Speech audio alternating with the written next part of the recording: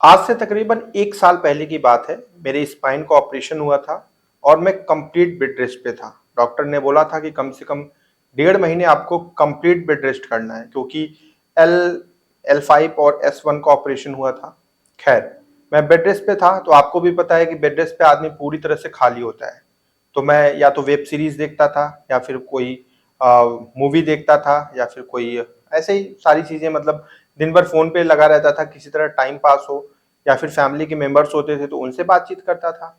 अब एक दिन होता क्या है कि शाम का वक्त होता है, मेरा भांजा आता है मेरे पास, कहता है मामा आप देख रहे हैं इस समय इंटरनेट पे भूचाल आ गया है।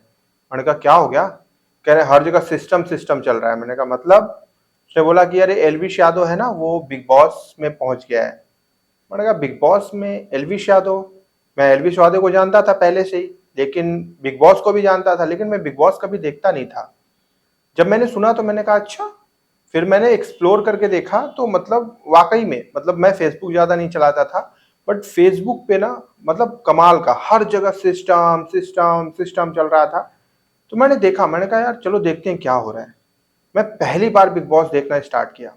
और बिग बॉस का एडिक्शन इतना गंदा है कि अगर आप बिग बॉस देखना शुरू करें और अगर आपने 1-2 घंटे देख लिया, तो आपको इसकी ऐसी लत लगेगी कि अगर आप खाना भी खा रहे हैं तो आपके दिमाग में आएगा कि यार एक बार लाइव जाकर देखते हैं जो बिग बॉस हाउस के घर में जो कंटेस्टेंट हैं वो क्या कर रहे हैं, उनका खाना कब बनेगा, वो कब खाएंगे, क्या बना रहे हैं, कैसे बना रहे हैं, कौन सा टास्क चल रहा है, नॉमिनेट कौन हुआ, किसको वोटिंग ज्यादा हुई, वीकेंड के वार पे क्या हुआ। बहुत सारी चीजें, मतलब कमाल का एडिक्शन इसका होता है। मैंने जब देखा मुझे भी बड़ा अच्छा लगा। एलविश यादव और मनीषा रानी और अभिषेक मल्हान, इन तीनों की जोड़ी मुझे तिगड़ी जो है बहुत अच्छी लगने लगी। और मैं इन्हीं को देखता भी था सबसे ज्यादा, क्योंकि इंटरनेट पे इन्हीं की रील्स सबसे ज्यादा वायरल हो रही थी। खैर, फिर होता कुछ यूं है कि लास्ट मोमेंट आता है, अभिषेक मल्हान और एलविश यादव में वोटिंग होती है और कमाल की वोटिंग होती है, एकदम हिस्टोरिकल मोमेंट था। जगह जगह बैनर लगाए गए, मीटअप रखे गए कि भाई किसी ने कहा अभिषेक को वोट करो, किसी ने कहा एलविश को वोट करो। और आखिरकार वोटों के दम पे एलविश यादव पहली बार एक वाइल्ड कार्ड कार्ड एंट्री वाला जो कंटेस्टेंट होता है वो विनर बन जाता है बिग बॉस ओटीटी सीजन 2 का।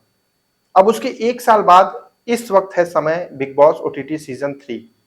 अब क्या था ना कि जो बिग बॉस वाले हैं, जो इनके मेकर्स हैं, आज की इस कहानी में ना इनकी ऐसी सच्चाई मैं आपके सामने लेकर आ रहा हूं कहानी के माध्यम से, क्योंकि पिछले सीजन में मैंने देखा तो मैंने एंजॉय किया, लेकिन इस सीजन पे जब मैंने देखा तो मुझे इनकी चीजें पता चली कि एक्चुअली ये लोग करते क्या क्या है। चलिए शुरुआत करते हैं। नमस्कार दोस्तों, मेरा नाम है जीआरडी और आप देख रहे हैं 9 PM विद जीआरडी। हर रात्रि 9 बजे एक सच्ची घटना पर आधारित कहानी हम आपके सामने लेकर हाजिर होते हैं। तो देखिए, जब बिग बॉस ओटीटी सीजन 3 शुरू हुआ तो इसमें एज ए कंटेस्टेंट बहुत सारे लोग आए, जिसमें अरमान मलिक, कृतिका मलिक, पायल मलिक, दीपक चौरसिया, रवि शोरे, शाही केतन, नेजी, सना मकबूल, सना सुल्तान, शिवानी कुमारी, विशाल पांडे, नीरज और साथ ही साथ लवकेश। मतलब बहुत सारे कंटेस्टेंट आए और इनके बीच में गेम स्टार्ट हो गया। अब जब बिग बॉस हाउस में लवकेश कटारिया की एंट्री हुई तो मैं शॉक्ड हो गया। मैंने कहा अरे, ये लवकेश कटारिया यहाँ कैसे? मतलब ये तो एलविश यादव का सबसे अच्छा दोस्त है, तो वो ये बिग बॉस हाउस में कैसे? क्योंकि ये बहुत बड़ा सोशल मीडिया इन्फ्लुएंसर भी नहीं है। अभी ये ग्रो कर रहे हैं अपने जीवन में, कैरियर काफी ऊपर इनका जा रहा है, तो इनको यहाँ पे बुलाने का क्या औचित्य है? फिर मेरे दिमाग में एक चीज आ गई, वो ये थी कि कहते हैं बलि का बकरा बनाना और इस्तेमाल करके फेंक देना। ये दोनों चीज लव कटारिया पे लागू करके ही बिग बॉस वालों ने इनको बुलाया था। क्योंकि बिग बॉस को जो ऑडियंस मिली थी ना पिछले साल 2023 में, एलविश यादव और अभिषेक मल्हान की वजह से वो रिकॉर्ड तोड़ दी थी। इतनी जबरदस्त मिली थी, तो बिग बॉस वालों ने सोचा कि यार ये तीसरा सीजन चल रहा है, जो पिछली बार ऑडियंस मिली थी उन्हें रिवाइव करने का टाइम आ गया है, किसी भी तरह करके इनको रिवाइव करना है। तो ये क्या करते हैं कि एलविश यादव को तो बुला नहीं सकते थे, तो इन्होंने एलविश यादव के दोस्त, सबसे नजदीकी दोस्त लवकेश कटारिया को बुलाया कि भाई अब ये आना चाहिए, तो जितनी ऑडियंस है जो एलविश आर्मी है वो दोबारा से रिवाइव हो जाएगी। और बिग बॉस वाले अपने इस चीज में सक्सेस भी हुए। इन्होंने जैसे लव कटारिया को बुलाया, दोबारा से सिस्टम वाला वो जागृत हो गया और कमेंट्स बॉक्स में सिस्टम सिस्टम चलना शुरू हो गया। चलिए, लेकिन बिग बॉस इस चीज को जानते थे कि पिछली बार सोशल मीडिया के दम की वजह से, लोगों की वोटिंग की वजह से उन्होंने एलविश यादव को जिताना पड़ा, लेकिन इस बार वो ऐसा नहीं करेंगे। उन्हें तो सिर्फ बलि का बकरा बनाना है लवकेश कटारिया को। लवकेश कटारिया के अलावा 2 कंटेस्टेंट और थे, एक शिवानी कुमारी और एक विशाल पांडे। शिवानी कुमारी अपने किसी भी पहचान की मोहताज नहीं है। उत्तर प्रदेश के कानपुर के औरैया जिले की हैं ये। इनका एसेंट, बोलने की भाषा, शैली बहुत ही अलग है, क्योंकि ये अपने देसी अंदाज में बोलती हैं और उत्तर प्रदेश के खासकर लोग इन्हें बहुत पसंद करते हैं। बाहर के लोगों को थोड़ा सा स्ट्रगल करना पड़ता है इनकी लैंग्वेज समझने में, अदरवाइज एवरीथिंग इज गुड। अब विशाल पांडे, ये भी इंस्टाग्राम पे 9 पॉइंट समथिंग इनके मिलियन फॉलोवर हैं, इंस्टाग्राम इन्फ्लुएंसर ये भी हैं। तो कहीं ना कहीं ये तीनों जो है बिग बॉस के निगाह में थे कि भैया इन तीनों को जो है जबरदस्त इस्तेमाल करना है, फिर बाद में हम इनको बाहर करेंगे। अब आते हैं सबसे मेन, वो है अरमान मलिक। अरमान मलिक की एंट्री होती है अपनी 2 पत्नियों के साथ, और वो 2 पत्नी, एक कृतिका मलिक, एक पायल मलिक।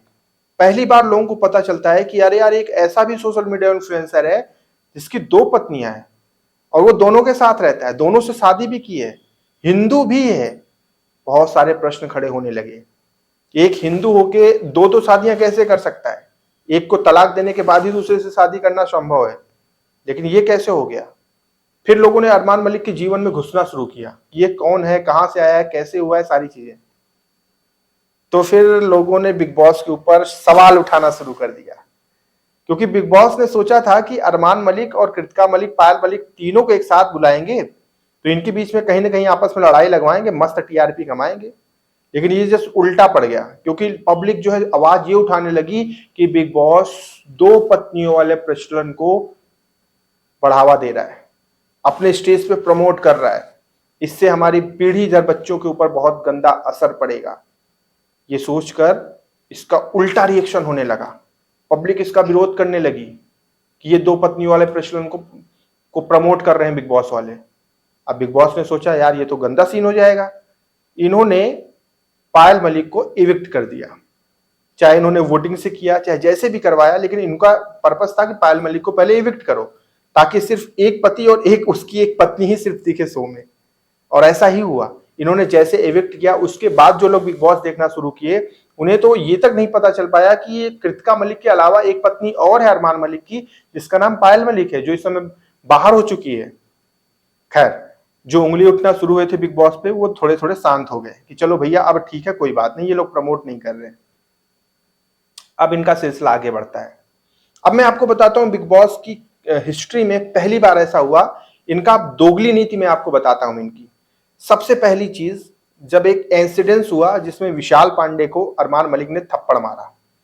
अब जरा समझिएगा कि वो इंसिडेंस ऐसा था कि बिग बॉस की हिस्ट्री में पहली बार ऐसा हुआ कि कोई फिजिकल मारपीट या फिर थप्पड़, मतलब हाथ पैर का इस्तेमाल करता है और बिग बॉस उसे इविक्ट नहीं करते, यानी घर से बाहर नहीं निकालते। बिग बॉस अपने स्ट्रिक्ट रूल के लिए बहुत जाने जाते हैं, लेकिन यहां पर उन्होंने अपना जो डबल फेस था ना, वो दिखाया, क्योंकि उन्हें पता था कि अगर अरमान मलिक जिसने थप्पड़ मारा है, अगर अरमान मलिक को ही बाहर निकाल देंगे, क्योंकि पब्लिक 90% पब्लिक चाहती थी कि अरमान मलिक को बाहर करो, और अगर ये पब्लिक के अकॉर्डिंग अरमान मलिक को बाहर कर देते तो यार पब्लिक को जो चाहिए वो तो उनको मिल जाता ना, तो फिर वो टीआरपी कहां से देते? वो बिग बॉस को उल्टा पुल्टा क्यों बोलते? वो बार बार आकर लाइव क्यों फीड चेक करते कि ये अरमान क्या कर रहा है, ये अरमान जिसने थप्पड़ मारा, ये विशाल के साथ इसका बिहेवियर कैसा चल रहा है, दोनों में बातचीत कैसे हो रही है। तो बिग बॉस ने अपने ही रूल्स को दिमाग लगा के ऐसा सेट किया कि इसे एक स्पेशल केस का दर्जा दे दिया। भाई साहब, मतलब आपके रूल को कोई तोड़ दे, फिर आप उसे स्पेशल केस कर दो। ये अलग बात है कि जो विशाल ने किया उसका इंटेंशन सही था या गलत था, उसने भाभी सुंदर हैं सही तरीके से कहा कि गलत तरीके से कहा, ये अलग चीज है। आप उसे डांट सकते थे, समझा सकते थे, उसे बहुत सारे तरीकों से ट्रीट कर सकते थे, बट अरमान मलिक ने थप्पड़ मार दिया, क्योंकि गुंडा बनना है ना वहां पे इनको। तो इन्होंने थप्पड़ का इस्तेमाल किया, जिसके लिए ये खुद मानते हैं अरमान मलिक कि इन्होंने गलत किया है, ये इस चीज को मानते हैं कि हाँ थप्पड़ नहीं उठाना चाहिए था। अब बिग बॉस ने इनको इविक्ट नहीं किया, बल्कि एक स्पेशल केस लगा के सजा के तौर पे दे दिया कि भैया तुम पूरे सीजन भर नॉमिनेट रहोगे। देखिए, पहला दोगलापन यहां पे किया बिग बॉस ने। अब बढ़ते हैं दूसरे दोगलेपन की तरफ। और जो दूसरा दोगलापन इनका था वो ये था कि जब इन्होंने मतलब नॉमिनेशन की बात आई तो कहीं ना कहीं जो 3 नाम थे जिसमें शिवानी कुमारी, विशाल पांडे और लव कटारिया, सोशल मीडिया पे इनकी पहल बहुत तगड़ी चल रही थी। हर जगह शिवानी कुमारी, उत्तर प्रदेश के लोग शिवानी कुमारी को सपोर्ट कर रहे थे। उत्तर प्रदेश की उधर अगर दिल्ली एनसीआर की बात करें, गुड़गांव की बात करें या कहीं और की बात करें तो वहां के लोग लव कटारिया को कर रहे थे। मुंबई के लोग विशाल पांडे को कर रहे थे। तो कहीं ना कहीं अब बिग बॉस को लगा कि यार इन तीनों को ना अब एक एक करके बाहर निकालना पड़ेगा। अगर ये बचे रह गए तो वोटिंग के आधार पर तो ये कभी बाहर हो ही नहीं पाएंगे, क्योंकि पब्लिक इनको बहुत सपोर्ट कर रही है। बिग बॉस वालों ने दिमाग लगाया और उस घर का हेड ऑफ हाउस रवि सोरे को बनाया। मतलब एक टास्क के जरिए ही बनाया, क्योंकि टास्क जब हुआ तो बिग बॉस को आप समझिएगा, थोड़ी सी स्ट्रेटजी समझिएगा कि रवि सोरे की एज देखिए आप, कैसी एज है, फिटनेस अच्छा है नो डाउट, लेकिन क्या रवि सोरे और लवकेश कटारिया में अगर रेस करवा दी जाए 200 या 300 मीटर की, क्या तब भी रवि सोरे जीत जाएंगे? नहीं। एक्चुअली जब वो टास्क हुआ ना तो उसमें यह था कि जब बजर बजेगा तब रेस स्टार्ट करनी है। अब काफी देर तक बजर नहीं बजा। लवकेश एक तरफ खड़ा था, एक तरफ रवि सोरे खड़े थे। बिग बॉस को बजर दबाना था। जैसे बजर दबता वैसे ही दोनों रेस में आगे निकलते, जो पहले पहुंचता वो कैप्टन बन जाता हाउस का। अब काफी देर तक जब इन्होंने बजर नहीं बजाया तो दोनों डिस्ट्रैक्ट होने लगे इधर उधर, लेकिन रवि सोरे कंसंट्रेट थे कि भाई मेरे को दौड़ना है। अब लवकेश को लगा कि हाँ अभी बजर बजेगा तो मैं तो इनको हरा दूंगा, कोई दिक्कत की बात नहीं है। बिग बॉस वाले देख रहे थे कैमरे में, लवकेश की एक्टिविटी हल्की सी हल्की पड़ी, उसने इधर उधर देखा, तब तक इन्होंने बजर दबा दिया तुरंत कि हाँ यही मौका है, बजर दबाओ, क्योंकि रवि सोरे को ही जिताना है। बजर दबाया। अब छोटी सी रेस थी, रवि सोरे आगे निकल गए और वो कैप्टन बन गए। इस बात पे मुझे कोई दिक्कत नहीं थी। इस बात पे ज्यादातर लोगों को दिक्कत नहीं थी कि चलो ठीक है, एक ऐसा इंसान कैप्टन बन रहा है जो हमेशा थोड़ा सा बात करता है, थोड़ा सा फैक्ट की बात करता है, तो यहां तक तो कोई दिक्कत नहीं थी। लेकिन अब बिग बॉस को मिल चुका था अच्छा मौका, एक सुनहरा मौका। उन्होंने रवि सोरे को पावर दिया कि भाई आप 3 लोगों को नॉमिनेट करो। वैसे आप 4 को कर सकते हो, लेकिन सना मकबूल को आप नहीं कर सकते। इसलिए नहीं कर सकते क्योंकि वो बाहर वाली है। अब यहां पे भी समझिएगा कि दोगली नीति बिग बॉस वालों की कैसे होगी। ये शुरू से सिर्फ एक बाहर वाला बना रहे थे, लेकिन आखिरी में आके इन्होंने 2 बाहर वाला बना दिया। भाई 2 बाहर वाले, क्या कॉन्सेप्ट था इसका? वो कॉन्सेप्ट सिर्फ इतना था कि एक बाहर वाला रवि को बनाना था और दूसरा सना मकबूल को इसलिए बनाना था ताकि सना मकबूल को बाहर ना किया जा सके।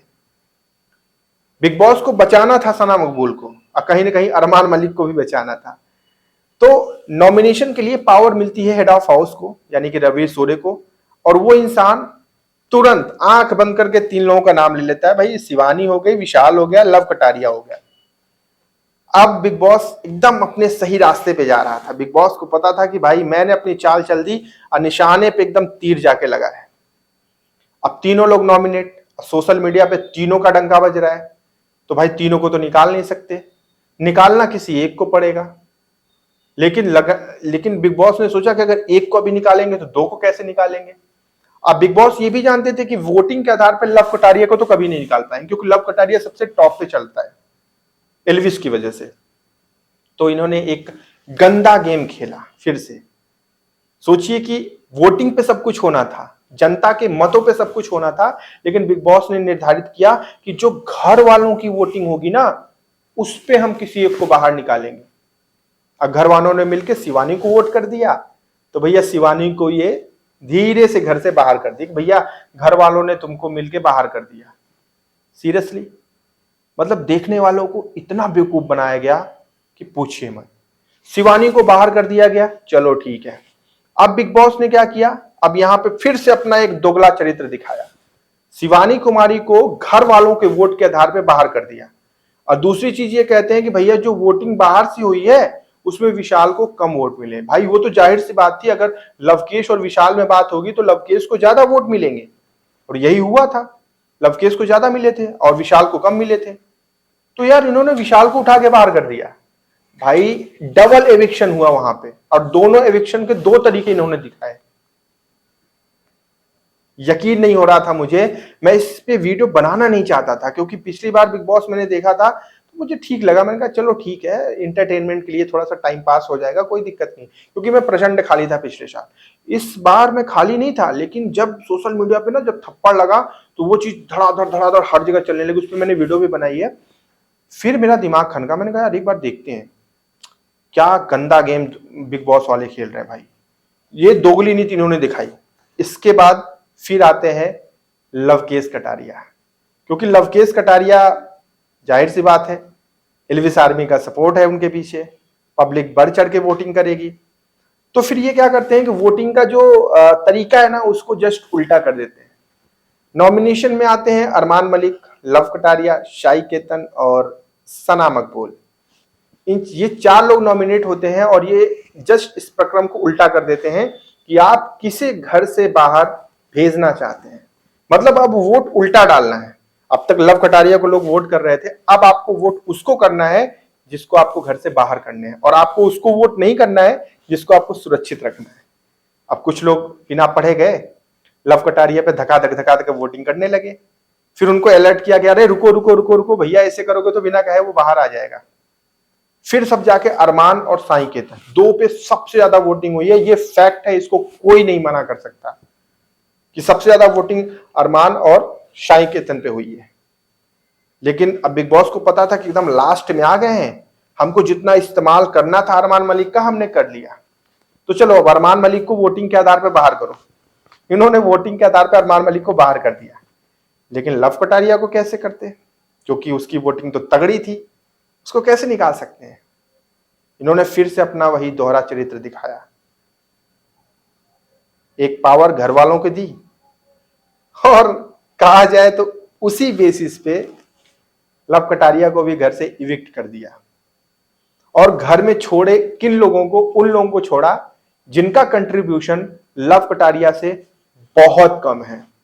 साई केतन मुझे बहुत पसंद है, वो चॉकलेटी लगते हैं, अच्छे हैं, एक्टिंग भी उनकी मैंने देखी है, सीरियल में जो काम किया उन्होंने अच्छा करते हैं। लेकिन जो इस घर में उनका कंट्रीब्यूशन था वो बिल्कुल भी इंप्रेसिव नहीं था, ये बात आप भी मानेंगे। रणवीर शोरे की मैं बात करूं तो भैया वो बॉलीवुड के एक्टर हैं, तो ऐसा लगता है कि जब उनको मनाया गया, क्योंकि उन्होंने बोला कि पिछले 10 साल से मैं मना कर रहा था, इस बार मैं फंस गया। मतलब पिछले 10 साल से बिग बॉस मेकर उनको ट्राई कर रहे थे कि सर प्लीज आ जाइए, सर प्लीज आ जाइए। इस बार सर आए तो बोल के आए कि सुनो, हमको हमारे ऊपर कोई उंगली नहीं उठनी चाहिए तभी हम आएंगे। बिग बॉस वालों ने बोला नहीं नहीं ना, आपके ऊपर एक भी उंगली नहीं उठेगी, टेंशन मत लीजिए, आप आइए, और हो सकेगा तो हम आप ही को जिता भी देंगे। और रणवीर शोरे घर में बने हुए हैं। उनका कैरेक्टर स्टार्टिंग में मुझे बहुत अच्छा लगता था। मैं जब भी किसी और को बिग बॉस दिखाता था तो मैं बोलता था ये रणवीर शोरे जो है ना बहुत एक्सपीरियंस्ड एक्टर हैं, बड़ा अच्छी इनकी एक्टिंग मुझे लगती है, इंस्पिरेशन है ये। लेकिन धीरे धीरे करके जो उनका कैरेक्टर पूरे घर में प्ले हुआ ना, मतलब कहीं ना कहीं वो मजा नहीं आया। मतलब फिर उनके कैरेक्टर से ना जो लगाव था वो दूर होने लगा। और एटलीस्ट लास्ट में 5 टॉप 5 कृतिका मलिक, साई केतन, रणवीर शोरे, नेजी और सना मकबूल। सना मकबूल चलो ठीक है, इनका मैं मान सकता हूं कि ये जा सकती हैं टॉप 5 में। रणवीर शोरे जी हाँ बिल्कुल जा सकते हैं टॉप 5 में। इनके साथ एक लेजी नेजी, हाँ ये भी मतलब इनका भी कंट्रीब्यूशन नहीं है, बट ठीक है, अगर बिग बॉस वालों को प्यार है इनसे तो ठीक है, ये भी जा सकते हैं। लेकिन ये कृतिका मलिक और साई केतन ये किस बेसिस पे जा रहे हैं भाई। कृतिका मलिक का सिर्फ एक बार जो है नॉमिनेशन हुआ था और उसको भी बिना किसी वजह के बिग बॉस वालों ने खारिज कर दिया। पता नहीं क्यों इतना इश्क है और ये दोगली नीति करते हैं। हो सकता है मेरी वीडियो बहुत लोगों को हर्ट करे, बहुत लोगों को बुरा लगे, उनको लगे कि यार ये लव केस की तरफ से बात कर रहे हैं, या फिर आप खुद सोच कर देखिएगा कि देखिए गेम गेम की तरह होना चाहिए।